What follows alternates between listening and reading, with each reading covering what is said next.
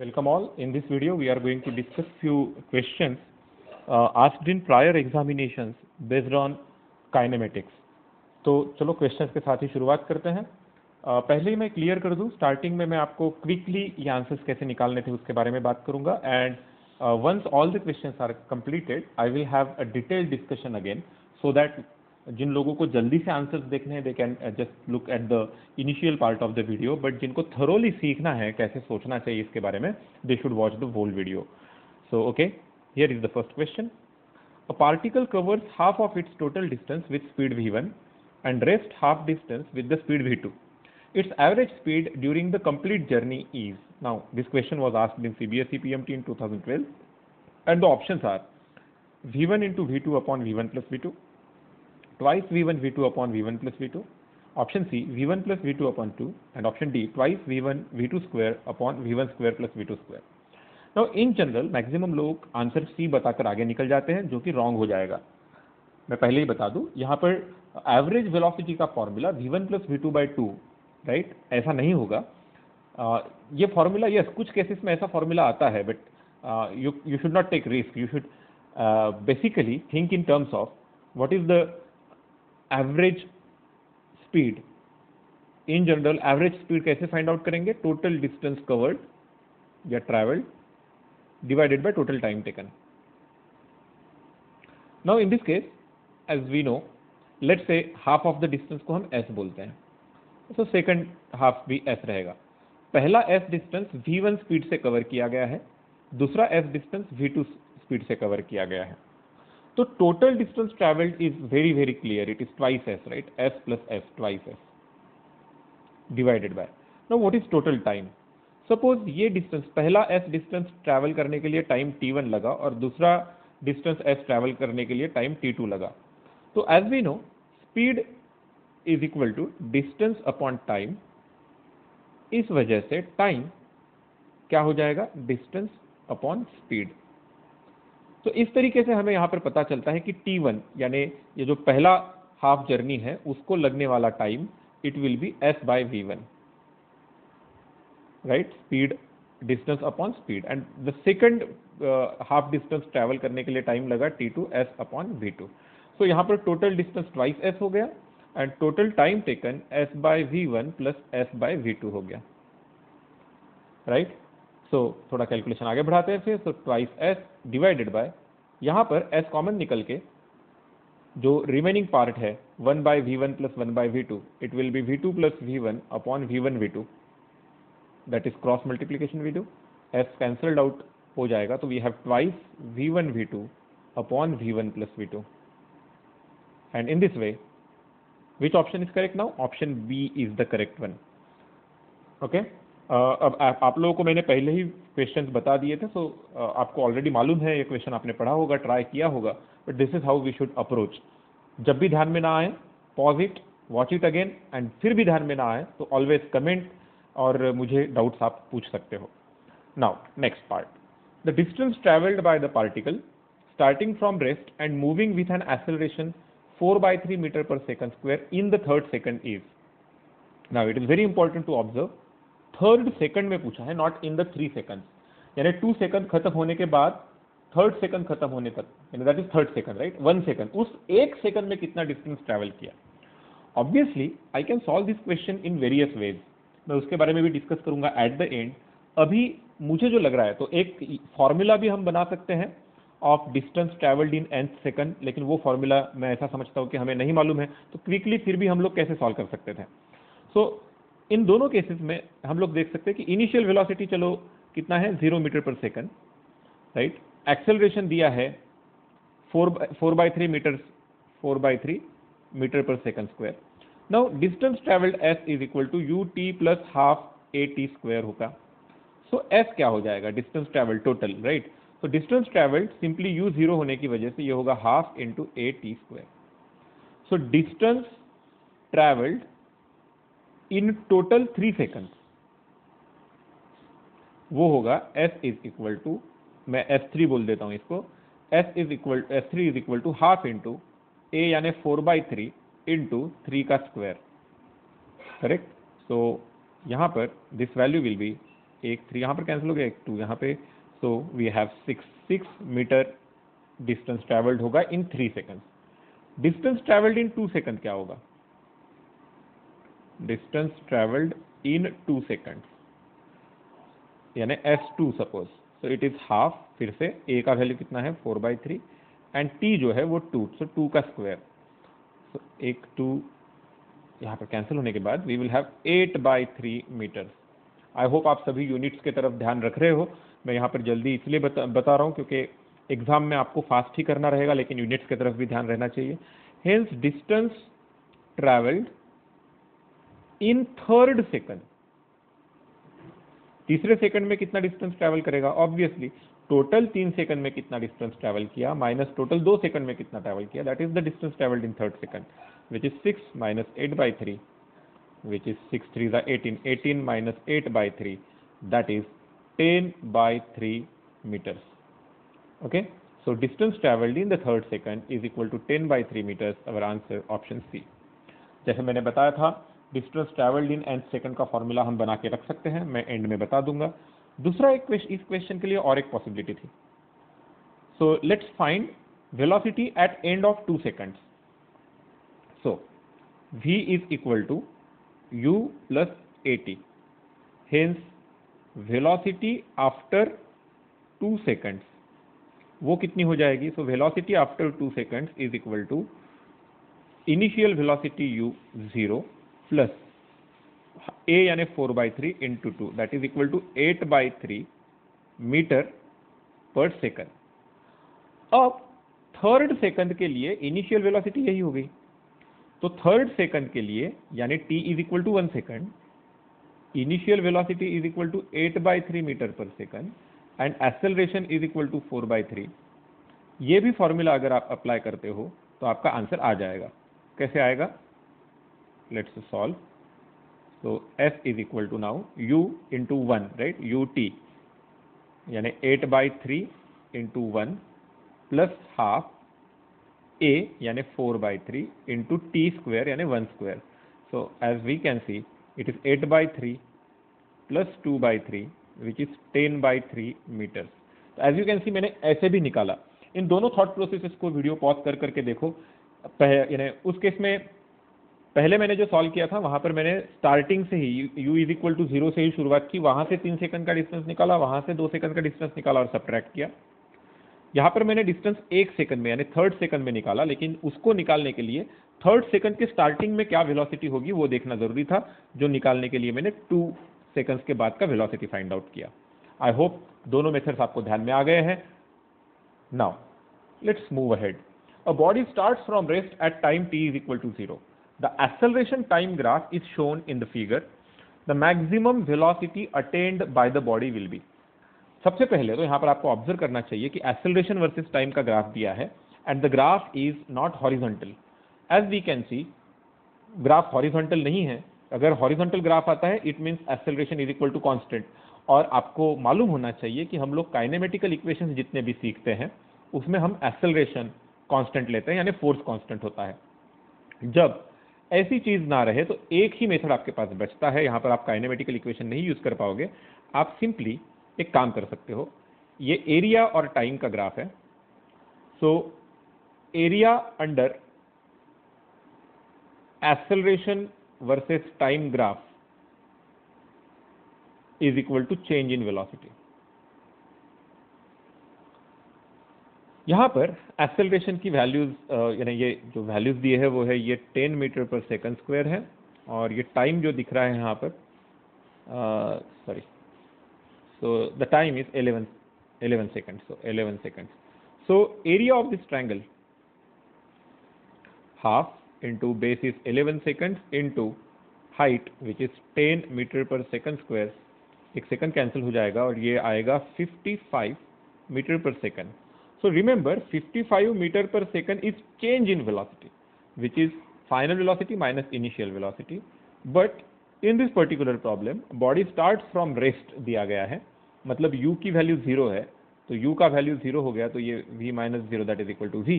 So the final velocity is 55 meter per second after 11 second. 11 second के बाद जो velocity आएगी वो 55 मीटर पर सेकंड आएगी। ये क्वेश्चन AIEEE 2004 में पूछा गया था। यहाँ पर कई सारे लोग काइनेमेटिकल इक्वेशंस यूज़ करने की कोशिश करते हैं, जिससे फिर गड़बड़ ये हो जाती है कि काइनेमेटिकल इक्वेशन को यूज़ भी कर सकते हो आप, लेकिन फिर वहाँ पर आपको acceleration as a function of t लिखना पड़ेगा। That will be again a time consuming task. इसीलिए एरिया अंडर द कर्व का concept is always going to be useful here. Now, let's again move forward. From a tower of height capital H, a particle is thrown vertically upwards with speed u. Okay. The time taken by particle to hit the ground is n times n times that taken by it to reach the highest point of its path. The relation between h, u and n is. So, okay, these are the three things we want to find, और जिसके बीच में relation find out करना है। ये JEE 2014 का question है। Options you can see. Now let's try to think in this way. Already h height पर है और वहां से बॉल ऊपर फेंका गया, ठीक है, और फिर ये यहां तक नीचे आया। ये जो डिस्टेंस है उसको ट्रैवल करना, राइट, उसके लिए टाइम जो लगा उसका n टाइम्स जो यहां से निकलकर पूरा नीचे गिरने के लिए टाइम जितना लगा, that is n times of the time just to यहां से h हाइट से टॉप मोस्ट पॉइंट तक जाने के लिए जो टाइम लगा। ओके, सो अब हम लोग इसको डायरेक्टली पहले सॉल्व करने की कोशिश करते हैं। इनिशियल वेलोसिटी u दिया है, right, initial velocity is u, और इनिशियल वेलोसिटी u देने के बाद हम लोग एक काम करते हैं, हम लोग इसको ही हमारा रेफरेंस पॉइंट 0 पकड़ लेते हैं, करेक्ट। तो ऊपर का हाइट कुछ तो भी हो जाएगा और ये पॉइंट जो है वो -h हो जाएगा अगर हम लोग डायरेक्शनल सेंस ले ले तो। अब u इज इक्वल टू निकालना है initial velocity, right, u is initial velocity निकालना है, मतलब it's not given in terms of values, initial velocity. Acceleration जो है इट इज g, करेक्ट। अगर हम लोग अपवर्ड डायरेक्शन की मोशन ले रहे हैं तो इट इज -g, क्योंकि उसको ऑपोजिट डायरेक्शन में आएगा। Initial motion is in upward direction and g force is acting in the downward direction. अब हमें टाइम निकालना है t final, sorry, t to reach, let's say we call this point as t. t is time to reach capital T. So in that sense हमें ये मालूम है कि final velocity v is equal to u plus at होता है। In this case final velocity will be 0 at t की बात हो रही है, तो जब यानी बॉल जो टॉप मोस्ट पोजीशन पर जाता है वहां पर वेलोसिटी 0 हो जाती है। Initial velocity u minus g, a के जगह पर -g into t, so we have small t is equal to u upon g। So time for total journey जो दिया गया है वो दिया गया है कि इसके n टाइम्स है। ये स्मॉल t टाइम किस लिए लगा, यहां से निकलकर टॉप तक पहुंचने के लिए, यहां तक पहुंचने के लिए जो टाइम लगा वो स्मॉल t है, लेकिन यहां से निकलकर फिर से पूरा नीचे तक जाने के लिए लगने वाला time nt। Hence total time of flight हम लोग बोल सकते हैं, या total time in air is equal to n times t which is equal to nu by g। अब हमें यह मालूम है कि s is equal to ut plus half at square. यहां पर टोटल फ्लाइट के लिए, टोटल जर्नी के लिए पार्टिकल का फाइनल पोजीशन हो गया -h, s के जगह पर आ गया -h। I hope you can understand, ये पॉइंट हमारा रेफरेंस है, उसके हिसाब से ये जो ग्राउंड है वो -h, तो पार्टिकल इज रीचिंग -h, लेकिन वेलोसिटी स्टार्टिंग में अपवर्ड डायरेक्शन में था, वो मैं पॉजिटिव डायरेक्शन ले रहा हूं, तो u रहेगा पॉजिटिव, t के जगह पर आएगा nt यानी nu बाई g, प्लस यहां पर माइनस आएगा -हाफ इंटू g, क्योंकि एक्सेलरेशन जो है फिर से मोशन के ऑपोजिट डायरेक्शन में है। तो देखो final position h negative direction में है, g निगेटिव डायरेक्शन में है, u हमने अपवर्ड डायरेक्शन पॉजिटिव लिया। Now t square which is nu square nu by g whole square. So what do we have now? We have -h is equal to nu square by g minus यहाँ पर एक g cancel होगा तो we have n square u square upon twice g। Okay, तो चलो एक काम करते हैं, हमारा जो रिलेशनशिप दिख रहा है ऑप्शंस की तरफ देखते हैं हम लोग। h को पॉजिटिव लिखा हुआ है तो मेरे ख्याल से -2g से मल्टीप्लाई करना चाहिए।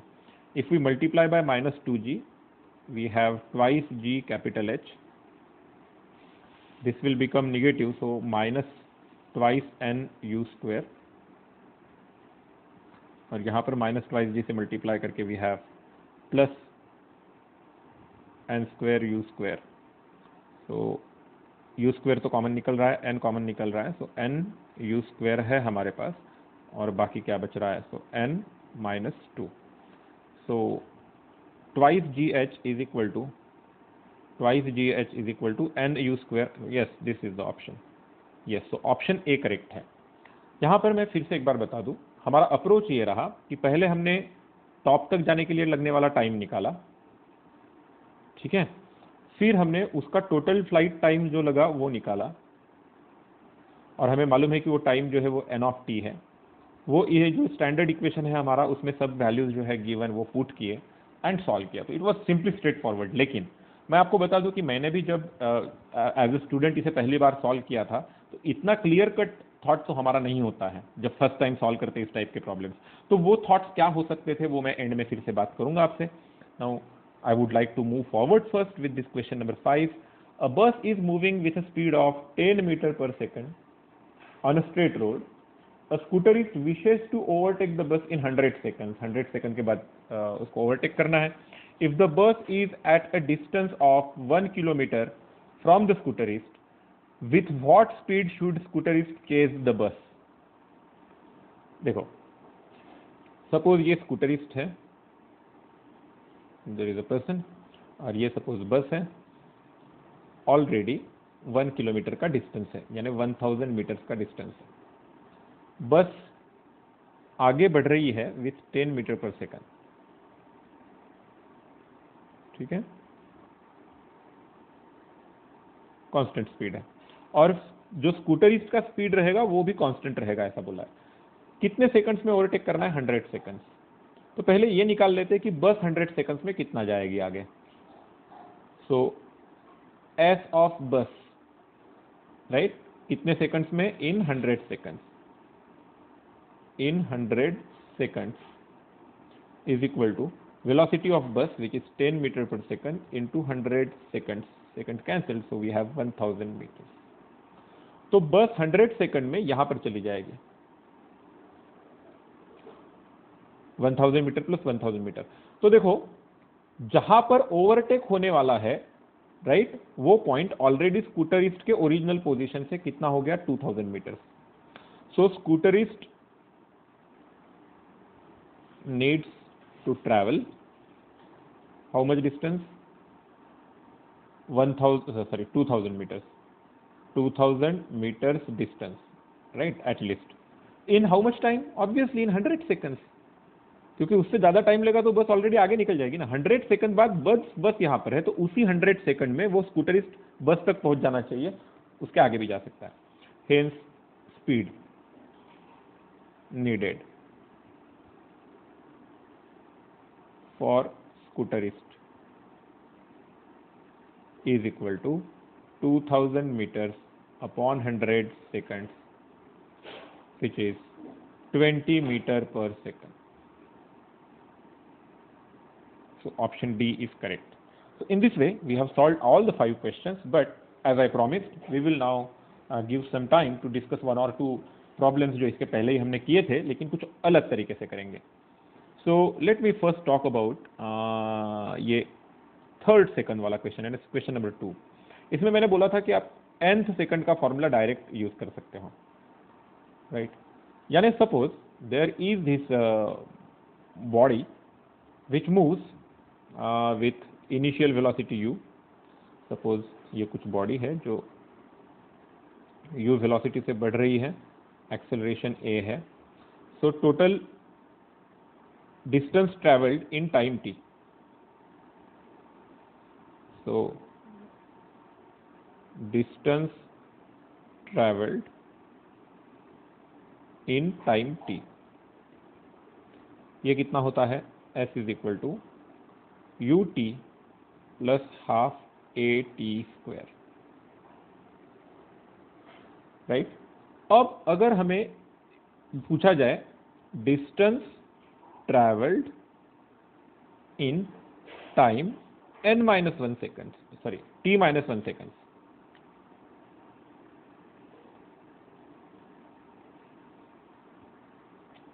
चलो एक काम करते हैं, n सेकेंड्स ले लेते हैं हम। टाइम t का ये हो गया, तो distance travelled in n seconds, initial से n सेकेंड्स, तो ये हो जाएगा s is equal to u into n plus half a n square, that is the distance travelled in n seconds. इसको मैं s1 बोल देता हूं suppose. Now distance travelled in n-1 second, n-1 second में कितना चलेंगे, तो n-1 सेकेंड में होगा, suppose I will write this as s2 as u into n-1 plus half into a into n-1 का square, which is, let me right un minus u plus half a, n-1 का square हो जाएगा n square minus twice n plus 1। Hence distance travelled in nth second, ये बड़ा important है, nth second, एक ही second में, लेकिन कौन सा, nth नंबर का।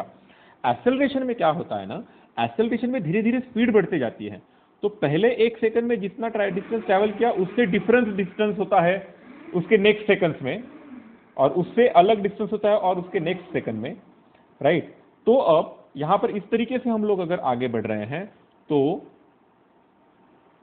nth सेकंड में निकाला हुआ डिस्टेंस निकालने के लिए हमें क्या करना पड़ेगा, सो मैं लिखता हूं इसको s in nth second, distance travelled in nth second is equal to s1 minus s2, which is, अब सब्ट्रैक्ट कर दो इन दोनों को, तो ऑब्वियसली आपको ध्यान में आ रहा होगा un तो कैंसिल हो गया और ये माइनस u का प्लस u बच गया, plus half a n square तो सब्ट्रैक्ट हो गया, लेकिन ये माइनस 2n वाला जो बच रहा है वो बचेगा half into a into twice n, minus of minus plus हो गया, और लास्ट वाला जो टर्म बचेगा minus half into A.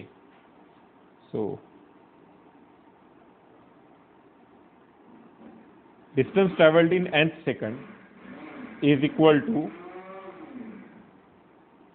u plus a into n minus half, this is the distance travelled in nth second, Sn, right. तो अभी हमें थोड़ी देर पहले जो प्रॉब्लम हमने सॉल्व किया था उसको सॉल्व करने के लिए हम लोग देख लेते हैं उस प्रॉब्लम में क्या था। So I can directly take you to that problem, problem number, या दिस वन। तो इसमें a की वैल्यू 4/3 है, इनिशियल वेलोसिटी 0 है, और थर्ड सेकंड यानी n की वैल्यू 3 है। तो इस तरीके से सॉल्व करेंगे तो we have u is equal to 0, a is equal to 4/3 metre per second, and nth second यानी थर्ड सेकंड पूछा है, distance travelled in third second, right. तो s3 बोल देता हूं मैं, it will be equal to, अभी हमने जो फॉर्मूला निकाला u plus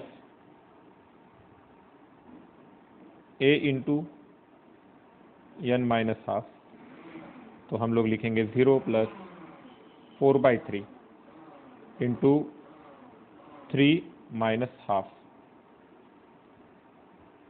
which is 4/3 into 6 minus 1/2, which is 4/3 into 5/2, 10/3 meters. If you remember, that's the answer we found out. But अभी मैंने आपको distance traveled in nth second का formula बता दिया। तो remember, distance traveled in nth second, where आपको u जो मालूम है वो 0 टाइम का है, यानी initial, u is initial velocity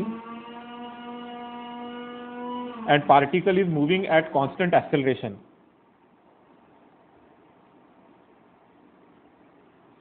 okay, so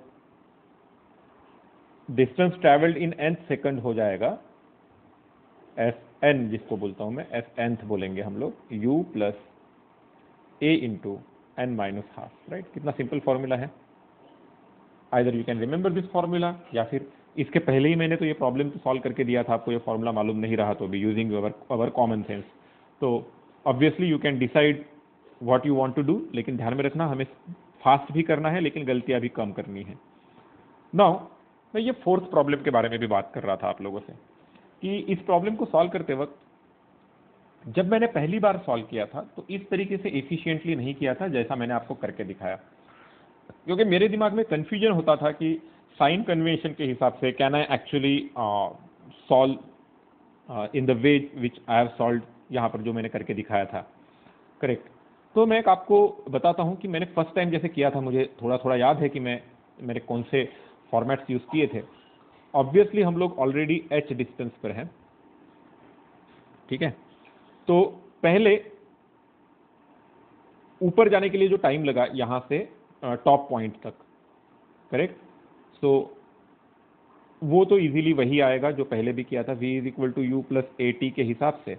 downward direction का एक्सेलरेशन g एक्ट हो रहा है, तो we have minus g into t, और इनिशियल वेलोसिटी u है, और v का वैल्यू फाइनल वेलोसिटी यहां पर आने के बाद 0 है, तो we have t is equal to u by g.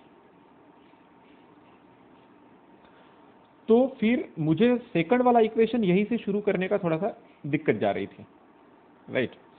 तो फिर मैं ये सोचने लग गया था कि ओके, यहां से ऊपर तक जाने के लिए डिस्टेंस कितना हो जाता है, तो लेट्स से S1 बोलता हूं मैं, ये कितना होगा, ये होगा u t plus half a t square होता है हमारा, u t plus half a t square. In this case it will be u into t का वैल्यू है u by g minus half into, क्योंकि ए का value minus जी हो गया, into T के जगह पर फिर से u by g whole square. You can see here it is u square by g minus u square by twice g. कितना बचता है ये, u square by twice g. So this distance is u square by twice g. अब हमें क्या पता चला था कि यहां से निकलकर पूरा जर्नी करने के लिए जो टाइम लग रहा है वो n टाइम्स दिस t था। तो मैं अब बोलूंगा कि time to reach ground from top it will be n minus one into t, क्योंकि n टाइम्स, देखो टोटल टाइम यहां तक t हो गया था, और फिर यहां से ही पूरा नीचे तक आने के लिए टाइम जो था वो n टाइम्स t था। तो इनिशियल टोटल टाइम लगा nt, यानी यहां से निकलकर फिर से नीचे आने का पूरा टाइम लगा nt, लेकिन यहां से यहां तक जाने का टाइम कितना लगा t, तो सिर्फ यहां से यहां तक आने का टाइम क्या होगा, nt minus t, which is n minus one t. I hope you understand this now. Distance कितना ट्रैवल किया s, तो वो भी हमें मालूम है अब, ओके। डिस्टेंस कितना ट्रैवल किया, h plus s1, right.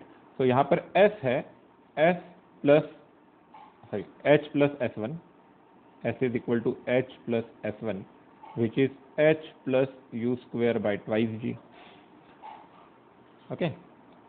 Initial velocity u क्या रहेगा, 0। क्यों, क्योंकि जब टॉप पोजीशन, अब हम कहां से शुरू कर रहे हैं, टॉप पोजीशन से जब नीचे फिर से आना शुरू किया, आपको मालूम है टॉप पोजीशन पर मोमेंटरीली वेलोसिटी 0 हो गया था।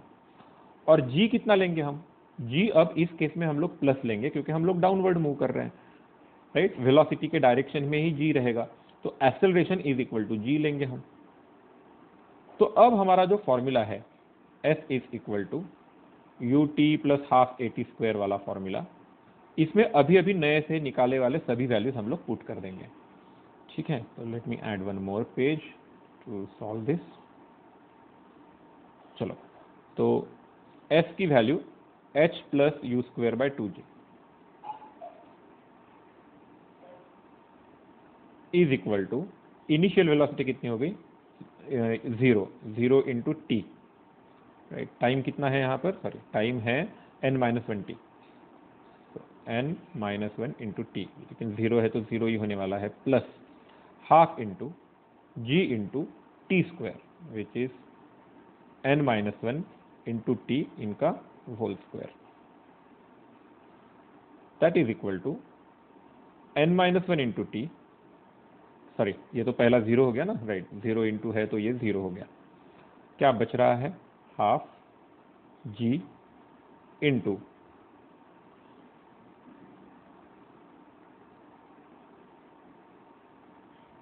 सॉरी हमें t मालूम है, जो मैं लिखना भूल गया, t is u by g, right, तो ये n माइनस 1 इंटू क्या लेना चाहिए था मुझे, n minus 1 into u by g, तो लेट मी करेक्ट इट,